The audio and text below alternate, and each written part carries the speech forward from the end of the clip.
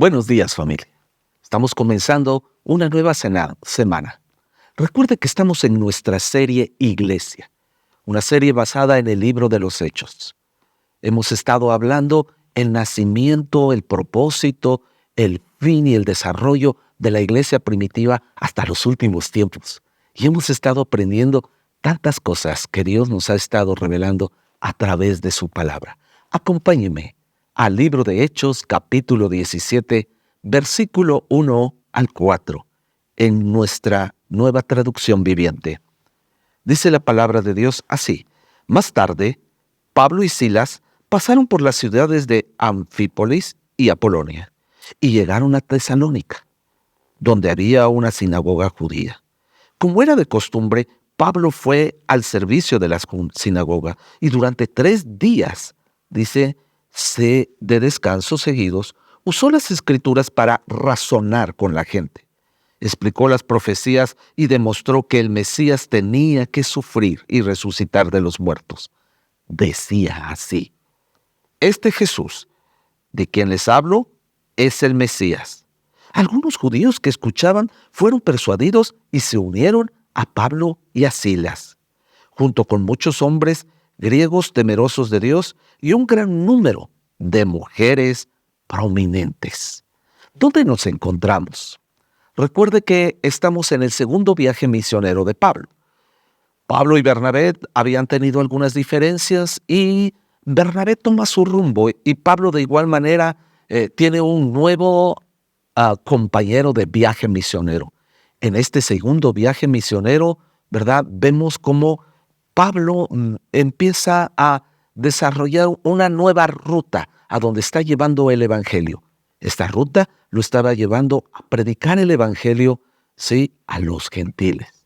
En su gran mayoría estos eran hombres griegos, y comienza su viaje en Filipos. Recordamos que ahí en este lugar Pablo es apresado junto con Silas y llevado a la cárcel. Sí, sin haber sido llevados a juicio, dice que en esa noche Pablo y Silas estaban cantando himnos y adorando a Dios. Oraban y cantaban. Ellos estaban presos, ellos estaban encadenados, pero ahí sucedió un gran milagro. En ese lugar, en medio de toda la adversidad, cuando la noche oscura era más densa, de repente la luz de la libertad llegó a Pablo y Silas y fueron hechos libres de todas cadenas. En ese momento dice que un hombre, el carcelero de Filipos, conoció, él y su familia, del Señor. Cuando Pablo y Silas son liberados, sucede algo muy interesante. Antes de salir y dirigirse a Tesalónica, estamos en este momento en el que Pablo y Silas ya son libres, pero dicen, ahora no nos vamos. Qué interesante que ellos digan, no nos vamos, sin que las cosas sucedan como tienen que suceder. Recordemos que Pablo era un hombre judío de nacionalidad romana, era un hombre que conocía las leyes, sí, y también era un hombre importante. Había pertenecido a uno de los grupos más fuertes del conocimiento de la ley. Era parte de un sumo sanedrín, era un rabino. Enseñaba la palabra, o sea, el Antiguo Testamento. Y cuando ellos fueron liberados, Pablo dijo en el versículo 37 estas palabras. Dice, ellos nos golpearon en público, sin llevarnos a juicio, y nos metieron en la cárcel, y nosotros somos ciudadanos romanos. Ahora quieren, dice, que nos vayamos a escondidas. De ninguna manera, que vengan ellos mismos a ponernos en libertad. Escuche bien el versículo 38. Cuando la policía dio su informe, los funcionarios de la ciudad se alarmaron al enterarse que Pablo y Silas eran ciudadanos romanos. Ellos no sabían que eran ciudadanos romanos. Esto es muy interesante. Los ciudadanos romanos tenían ciertos privilegios que tenían que desarrollar. Y Pablo estaba rehusando a salir corriendo después de recibir su libertad. Y él tenía cierta dignidad, por lo tanto le estaba pidiendo que se le tratara como quien era. Quería darles una lección a los funcionarios de Filipos y de esta manera evitar que los demás cristianos que tuvieran cierta persecución fueran tratados de una manera equivocada, violenta y tal vez represiva. Pablo en este lugar dice, no nos vamos hasta que vengan y lo hagan correctamente.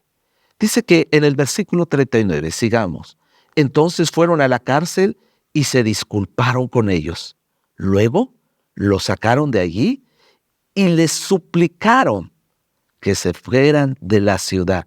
La palabra súplica en este contexto tiene que ver con una palabra no ofensiva. En el original les pidieron encarecidamente de favor que se fueran de la ciudad. Una vez que Pablo y Silas salieron de la ciudad, regresaron ¿a dónde? A la casa de esta mujer, Lidia, una mujer importante. Recuerdan que era una empresaria, una mujer conocida, y allí se reunieron con todos los demás creyentes y hacía algo muy importante, animarles. En este día es muy importante que podamos aprender que como cristianos tenemos una dignidad que viene de parte de Dios, que tenemos que pedir que se nos trate. Por eso Pablo estaba pidiendo que se le tratara como lo que era. Él quería evitar que otros creyentes fueran tratados de la misma forma como lo habían sido tratados, tanto él como Silas.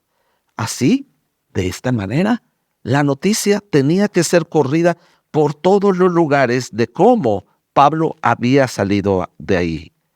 La ciudadanía romana de Pablo y de Silas conllevaba a que ellos fueran tratados de una manera privilegiada. Sí, Pablo estaba tomando los argumentos de su nacionalidad, de quién era y de lo que Cristo había hecho en su vida.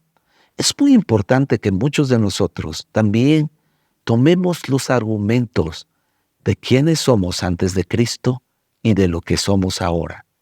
Tal vez no vengas de un linaje, de un apellido, de un lugar, de un renombre, pero del lugar de donde tú vienes, seguramente tú vienes de un lugar a donde Dios, o de una condición, a donde Dios de verdad ha hecho maravillas en tu vida.